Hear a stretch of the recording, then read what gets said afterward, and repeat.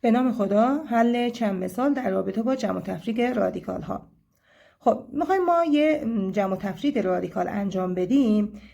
رادیکال هامون باید عین هم باشن، مثل عبارت های جبری. چطور تو عبارت های جبری ما دنبال عبارت های متغیرهای متشابه میگشتیم، هر عبارت متغیری چه هر متغیری که متشابه بود عددهاشون میتونستیم با همدیگه جمع و تفریق بکنیم. تو رادیکال ها هم عین همونه. اگر ما بتونیم یه تغییراتی روی اینها انجام بدیم که رادیکال هاشون عین هم باشن، میتونیم عددهاشون رو با هم جمع یا تفریق بکنیم و ساده تر بکنیم. خب پس بیایم یه تغییراتی روشون انجام بدیم که رادیکال های یکسانی ازشون در بیاد. مثلا 20 45 و 125. ببینین هر سه تاشون به 5 بخش پذیرن. پس من میتونم هر سه تا اینها رو به صورت ضربی از 5 در بیارم که رادیکال 5 تو همشون مشابه باشه. پس میتونیم به جای 4 رو که مینویسیم، با 4 کار نداریم، 4 رادیکال 20 یعنی 4 ضرب در 20، 4 ضرب در رادیکال 20. پس اینو در خاطر داشته باشین. خب به جای رادیکال 20 میتونم بنویسم 4 ضرب در 5. خب منهای باز به جای رادیکال 45 میتونم بنویسم 9 ضرب در 5.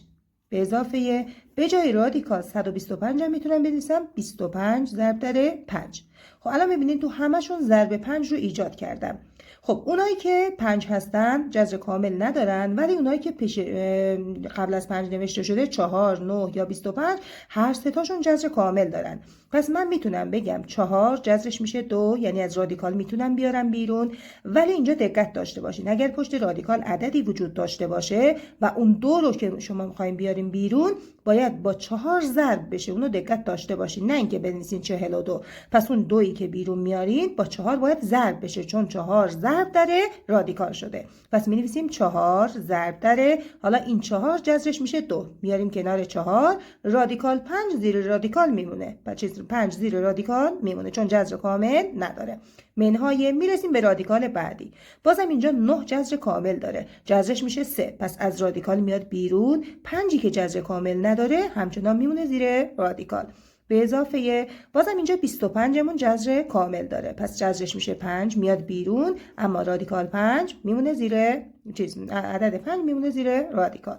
خب حالا میایم متشابه هاشو بررسی میکنیم. عبارت های رادیکالشون الان عیناً شبیه هم شد. پس من میتونم عددهایی که پشت رادیکال ها هستن با هم جمع یا تفریق بکنم، هرچی که لازم باشه.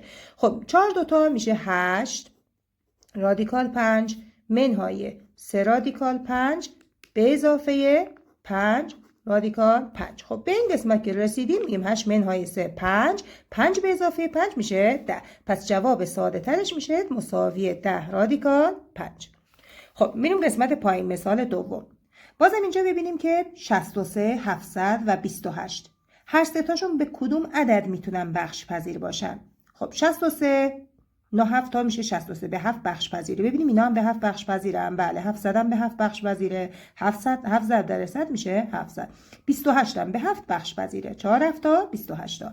پس ما بیایم اینا رو ساده تر بکنیم. بنویسیم 3 رادیکال 9 ضرب در 7 به جای به اضافه به جای 700 میتونیم بنویسیم 100 ضرب در 7 به اضافه 3 رادیکال. بازم اینجا این 3 پشتش هست، دقت داشته باشین. تو اولی هم همچنین 3 ضرب در رادیکال 63. اینجا هم 3 ضرب در 28 هستش. به جای 28 هم میتونم بنویسم 4 ضرب در 7 مساویه.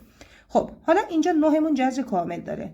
جذر 9 میشه 3. پس از رادیکال میاد بیرون. حالا با این 3 باید ضرب بشه. پس میتونم بنویسم 3 ضرب در 3 رادیکال 7 به اضافه 100 جذر کامل داره، جذرش میشه 10. از رادیکال میاد بیرون، 7 میمونه زیر رادیکال. به اضافه این 4 مون هم جذر کامل داره، جذرش میشه 2. پس از رادیکال میاد بیرون، میشه 3 ضرب در 2 رادیکال 7. خب حالا ساده ترش بکنیم. 3 تا میشه 9 رادیکال 7 به اضافه 10 رادیکال 7 هم خودش نوشته میشه. به این که رسیدیم با 3 تا 6 تا میشه به اضافه 6 رادیکال 7. الان ببینید رادیکال ها شدن عین هم. پس زمانی که رادیکال ها شدن عین هم میتونیم عدداشو با هم جمع بزنیم. 9 به اضافه 10 میشه 19. 19 هم به اضافه 6 میشه 25 رادیکال 7. خب اینم از مثال دوممون. حالا مثال سوم. تو مثال سوم 48 27 و 75. خب ببینین اگر 4 رو با 8 جمع بزنیم جمعش 12 به 3 بخش پذیر میشه. 27 هم به 3 بخش پذیره. 75 هم باز اگه جمع ارقامش رو بزنیم میشه 12 پس به 3 بخش پذیره. پس میتونیم توی این قسمت ها رادیکال 3 ایجاد کنیم تو همشون. پس به جای 48 میتونم بنویسم 16 ضرب در 3 به اضافه، به جای 27 میتونم بنویسم 9 ضرب در 3 منهای، به جای 75 هم میتونیم بنویسیم 25 ضرب در 3 مساویه. خب حالا 16 جذرش میشه 4 پس این قسمت شد 4 رادیکال 3 به اضافه 9 جذرش میشه 3 پس اینم شد 3 رادیکال 3 منهای 5 25 هم جذرش میشه 5 پس شد 5 رادیکال 3. الان که به صورت رادیکال 3 در اومده باعثهای رادیکالیمون پس با هم متشابه هستن رادیکال هاشون، میتونیم ساده بکنیم. 4 من به اضافه 3 میشه 7 منهای 5 میشه 2 رادیکال 3. خب ممنون از توجه شما عزیزان، وقتتون بخیر.